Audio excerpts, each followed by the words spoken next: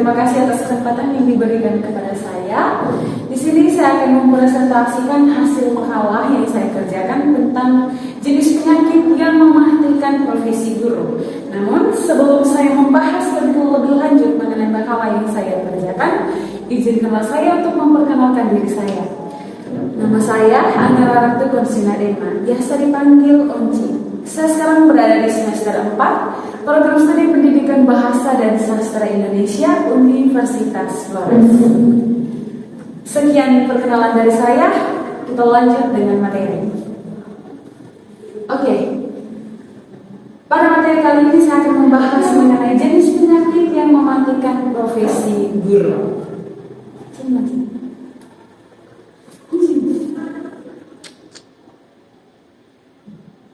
Apa saja sih jenis penyakit yang mematikan profesi guru? Nah, mari kita lihat bersama. Yang pertama ada penyakit batuk, yaitu kebanyakan tugas. Guru yang mengidap penyakit ini biasanya hanya mengandalkan profesinya dengan hanya memberikan tugas sepenuhnya kepada murid-muridnya. Tugas yang diberikan biasanya tidak pernah berkesudahan, namun tugas-tugas itu tidak pernah diperiksanya kembali. Hal ini akan membuat murid merasa bahwa pekerjaannya selalu benar. Padahal seharusnya guru perlu memeriksanya kembali dan memberi penjelasan lebih lanjut terkait dengan tugas yang diberikan kepada murid-muridnya. Guru yang hanya cenderung memberikan tugas kepada murid-muridnya yang berkepanjangan akan membuat kegiatan pembelajaran menjadi tidak efektif dan efisien. Hal ini akan membuat murid-murid tetap berjalan di tempat tanpa adanya kemajuan dan pengembangan pembelajaran. Nah, guru yang mengidap penyakit ini bisa disembuhkan dengan berbagai cara. Salah satu caranya yaitu dengan mengonsumsi obat kurma. Nah, dengan mengonsumsi buah kurma, yakni kurangi tugas, banyakin mengajar. Guru perlu mengajar dengan penuh antusias. Artinya, sebagai seorang guru harus memperbanyak waktu mengajar dibandingkan dengan hanya memberi tugas kepada peserta didik. Karena hanya dengan memberi tugas saja tidak akan menjamin keberhasilan dalam sebuah proses pembelajaran itu sendiri. Oleh karena itu, guru perlu memperbanyak kegiatan-kegiatan mengajar sehingga dari kegiatan mengajar itu peserta didik bisa memahami mata pelajaran yang disampaikan oleh guru walaupun tidak hanya dengan memberikan tugas.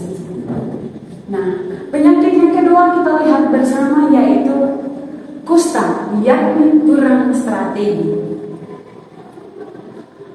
Istilah kusta yang berarti kurang strategi terjadi pada guru ini tidak disebabkan oleh bakteri atau kuman, tetapi disebabkan atau dikarenakan oleh infeksi daya tahan yang lemah terhadap serangan virus malas.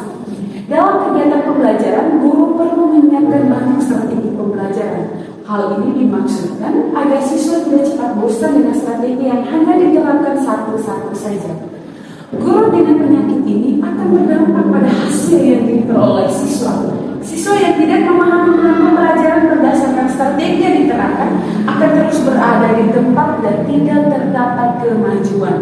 Penyakit ini akan membuat anak-anak cepat merasa bosan terhadap kegiatan pembelajaran yang sedang berlangsung dan juga tidak membangkitkan semangat belajar siswa. Nah, guru dengan tipe penyakit ini perlu diobati dengan mengonsumsi obat Dapsone, yakni dengan berbagai strategi olah naluri. Guru perlu mempersiapkan berbagai macam strategi atau guru dapat memperbanyak strategi dalam proses pembelajaran. Dengan adanya berbagai macam strategi dapat membantu guru dalam mengembangkan dan mengolah naluri peserta didik. Selain itu, dengan mengonsumsi obat Dapsone juga dapat membantu guru untuk mengembangkan banyak strategi sehingga tidak hanya terpaku pada satu strategi saja. Pembelajaran yang menggunakan banyak strategi akan menciptakan suasana kelas yang kondusif dan menyenangkan bagi peserta didik. Yang berikut kita lihat penyakit yang ketiga, yaitu penyakit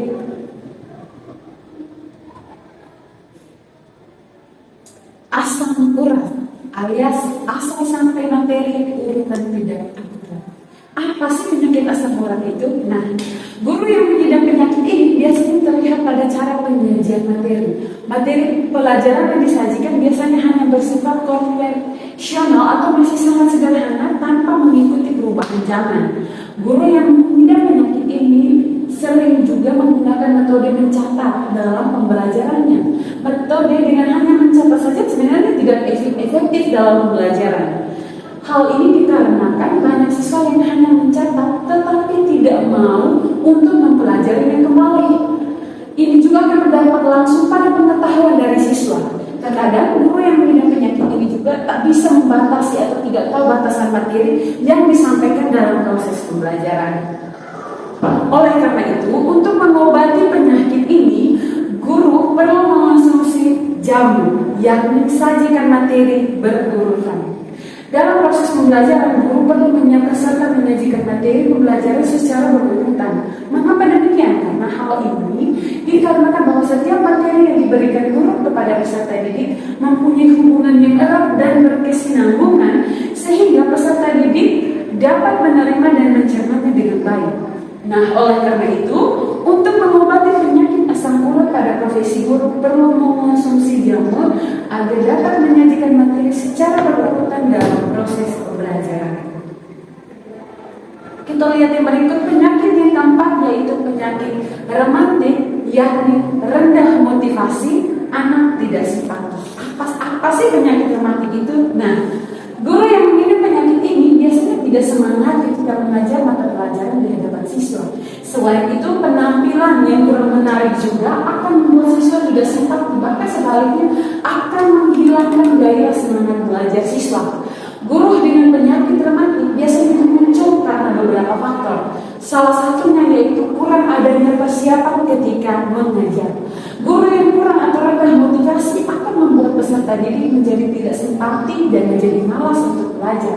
Dengan kata lain, guru dengan tipe penyakit ini yaitu guru yang tampil mengajar tetapi tidak menyenangkan bagi siswa. Hal ini akan membuat siswa menjadi tidak tertarik untuk mengikuti pembelajaran yang berlangsung di ruangan kelas. Nah, untuk mengobati jenis penyakit ini, guru ini perlu mengonsumsi madu glutamin, yakni motivasi anak dengan ilmu guna untuk cita-cita anak menuju impian gemilang. Motivasi merupakan salah satu upaya untuk mengembangkan minat dan bakat peserta didik. Sebagai guru, perlu banyak upaya untuk senantiasa memotivasi peserta didik agar terus mengembangkan minat dan bakat yang dimiliki. Nah, jenis penyakit yang terakhir yaitu kram, yakni kurang terampil. Guru yang mengidap penyakit ini tidak terlepas dari cara mengajar yang tidak terampil. Biasanya hanya menggunakan satu metode saja saat mengajar. Misalnya, guru hanya lebih senang mengalirkan kata-kata berkuah atau penuh nasihat, atau guru lebih suka untuk menerapkan metode ceramah dengan ingin memperlihatkan bahwa ia benar-benar seorang guru yang bijaksana. Guru yang cenderung mengajar dengan ceramah dijamin tidak akan didengarkan oleh peserta didik. Mereka diam dan menundukkan kepala, bukan berarti mereka mendengarkan, melainkan tidur nyenyak. Nah, jika hal ini terus terjadi, maka proses pendidikan menjadi sangat tidak bermutu. Masa depan peserta didik akan suram, tidak bergairah, serta tidak memiliki semangat juang dan daya saing.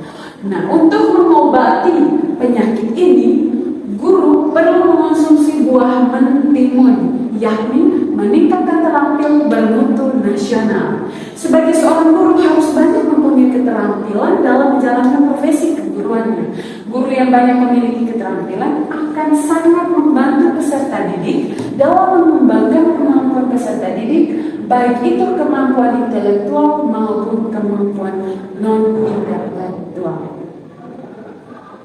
Oke, sekian paparan materi yang saya paparkan mengenai jenis penyakit yang mematikan profesi guru dan cara untuk mencegah maupun untuk mengobatinya. Sekian dari saya, semoga materi ini bisa menjadi pedoman untuk kita, khususnya kita sebagai calon-calon guru agar bisa menghindari diri kita dari beberapa macam jenis penyakit yang mematikan profesi guru. Sekian dari saya, sekali lagi saya menyampaikan terima kasih.